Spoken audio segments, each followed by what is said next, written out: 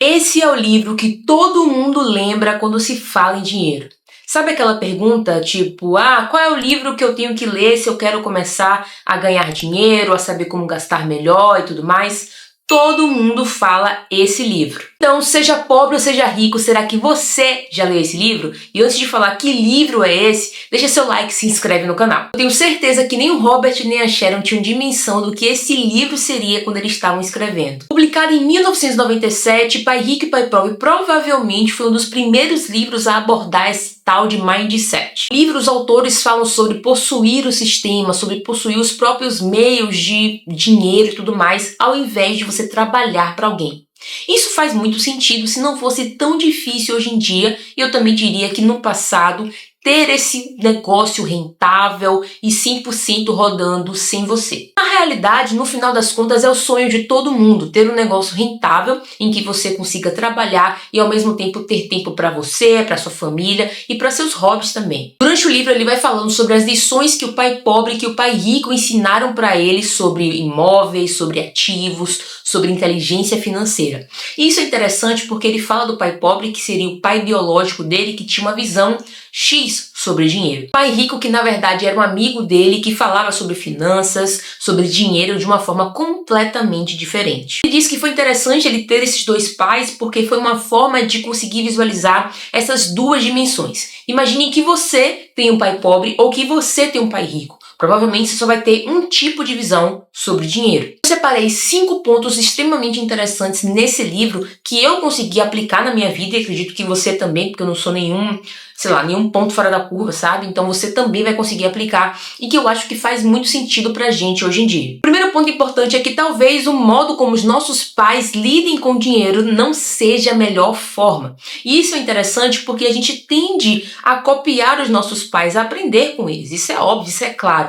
Tanto é, no modo de cortar o pão, ou onde levar o carro na oficina, qual marca de tal coisa comprar, e por que com dinheiro não seria dessa forma? A gente também aprende a lidar com o dinheiro com nossos pais. Um exemplo disso é que o meu pai, no geral, ele gosta de passar as coisas parceladas no cartão. Não tudo, mas se ele for comprar uma coisa de R$500, provavelmente ele vai querer parcelar. Eu já sou o contrário. Se eu tiver condições de pagar à vista, eu sempre quero pagar à vista, independente se eu posso pagar no prazo com o mesmo valor. Isso porque eu não gosto de ver aquele tanto de parcela no meu cartão. E meu pai já não tem essa agonia, podemos dizer assim, né? Então pra ele é bem tranquilo passar. Eu aprendi com ele, eu passava as coisas no crédito, mas hoje em dia eu passo no débito e ele continua passando no crédito. Ver como as coisas são diferentes. Então eu aprendi com ele, mas eu também aprendi com a vida e com outras coisas que eu estava assistindo e achei essa maneira de lidar com o dinheiro. No livro, o Robert diz que o pai pobre dizia: o amor ao dinheiro é a raiz de todo mal, ao contrário do pai rico que dizia: a falta de dinheiro é a raiz de todo mal. E eu acredito também no pai rico, tá? Eu acredito que a falta de dinheiro é a raiz de todo mal e que nós, pelo menos na minha visão, ao invés de a gente choramingar, da gente ficar reclamando, a gente precisa sentar a bunda na cadeira e pensar: como que eu posso ganhar dinheiro de forma justa, de forma honesta, de qualquer meio, né? Seja na internet, seja no negócio e tudo mais. Eu acredito muito mais nessa mentalidade do que na outra mentalidade do tipo reclamar que não tem dinheiro, reclamar que tá tudo caro, e tá tudo mesmo caro, mas não adianta o que eu reclamar? Vai diminuir o preço do dólar? Não, então eu tenho que arrumar um jeito de não achar que o dólar controla a minha vida, ou que depender de ações externas para eu ter, uma vida saudável, entende? Eu acho que eu consegui deixar claro para você, né? O segundo ponto é que a educação financeira nos Estados Unidos pode ser ruim, mas a nossa é péssima. Vamos começar. A gente não tem educação financeira nas escolas de modo geral. A gente não tem nenhum tipo de introdução às leis, não tem nenhum tipo de introdução às finanças, a gente não sabe, não aprende a fazer imposto de renda. Tudo isso, tudo que a gente usa no dia a dia, todos os raciocínios, todas as coisas importantes no nosso dia a dia, a gente vai aprender depois que sai da escola. Na escola a gente aprende um amontoado de coisas que servem para fazer uma prova e pronto. Basta você imaginar que você não vai utilizar, salvo se você for um engenheiro muito específico, você não vai utilizar log na sua vida. Você vai utilizar log para fazer uma questão do Enem, e eu diria que 1 ou 2 questões do Enem, e só isso. Então a gente não tem nenhum tipo de educação financeira, a gente sai da escola sem saber o mínimo de finanças, e as pessoas acham que com esse tipo de coisa, qualquer pessoa vai conseguir ganhar dinheiro ou entender sobre dinheiro. Se a pessoa não tiver nenhum tipo de vocação, vontade, curiosidade para conhecer isso, ela não vai conhecer. E aí vai ficar assim naquele caminho de faça uma boa escola, você precisa de um bom emprego, e é isso e ponto final. As pessoas resumem a vida a isso, no entanto, a vida pode ser bem mais que isso. Você pode prosperar muito mais, você pode dar uma vida boa para si e para os outros também. O terceiro ponto é que é muito mais fácil ter medo. Hoje em dia é difícil a gente não ter medo, né? Com tantas notícias, com tantas coisas acontecendo, mas a gente tem que pensar numa coisa. O medo, ele mata a oportunidade. E esse medo pode ser medo de qualquer coisa. Você pode ter medo de ler um livro porque acha que é difícil, você pode ter medo de gastar dinheiro porque não vai ter no outro dia, de investir dinheiro, e tá tudo bem você ter medo.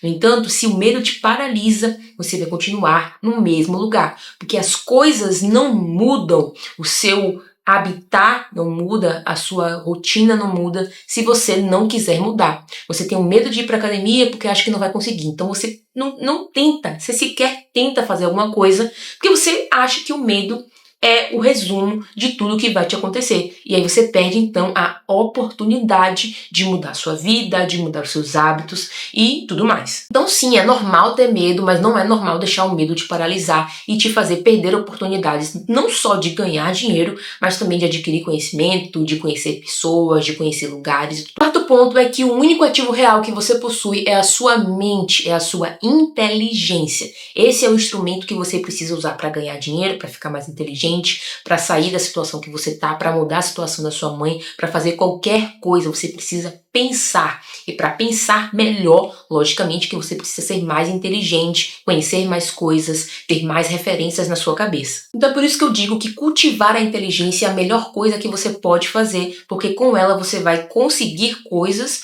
e sem ela você vai deixar de conseguir as coisas também. Um exemplo disso é que eu sempre falo que ler bons livros pode ser sim entretenimento, mas é também uma forma de você se tornar mais inteligente e você se tornar uma pessoa mais relevante, porque você vai ter conhecimento para se expressar e para contribuir com os outros também.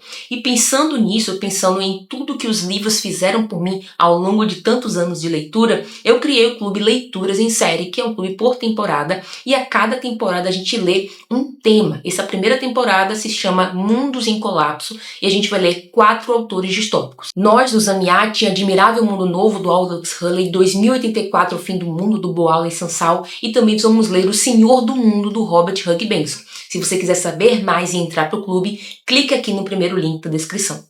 Esses autores distópicos vão nos ajudar a entender o mundo que a gente vive agora e a entender como que a gente pode se proteger de tantas coisas ruins que estão acontecendo e não ser enganado e entender muito melhor o mundo ao nosso redor. O último ponto, que foi o que me marcou profundamente quando eu li esse livro, quando eu assisti os vídeos do Robert também, foi que se você quer alguma coisa, trabalhe para obtê-la.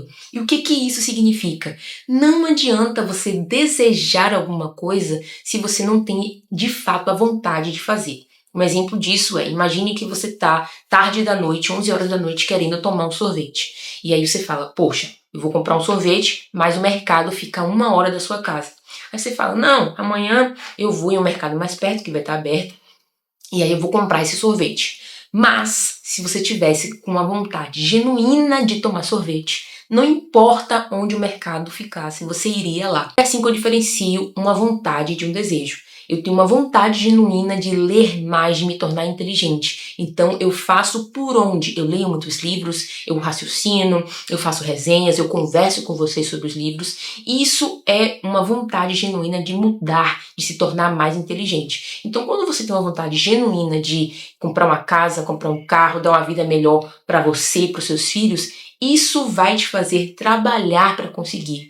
Não é você trabalhar 2 meses, 3 meses, 1 ano no projeto. É você entender que pode não ter dado certo em 1 ano, mas tem bases ali que vão te servir, que vão te ajudar a no próximo ano, daqui a 3 anos, daqui a 5 anos, ter a vida que você jamais imaginou, que você imaginou e que agora é possível você conseguir, entende? Então essa frase foi impactante, porque sempre que eu tô muito cansada, ou sempre que eu tô com dificuldade de, sei lá, concluir um projeto, eu penso, cara, eu quero obter isso, eu quero conseguir isso. Então o que é que eu preciso fazer? É descansar? É dar um tempo? Ou é trabalhar um pouco mais? E é isso que eu faço todos os dias. E esse é um ponto legal porque isso é um repelente de pessoas pessimistas. E particularmente eu odeio pessoas pessimistas.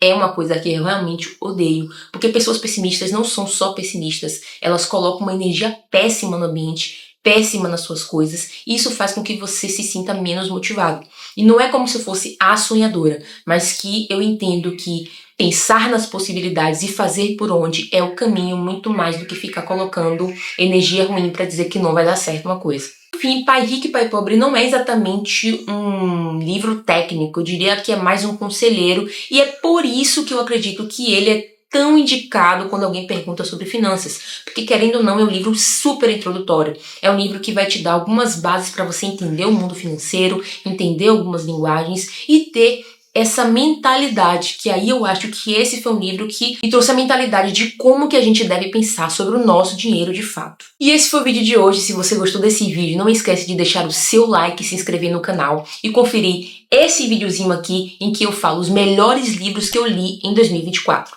E eu te vejo no próximo vídeo.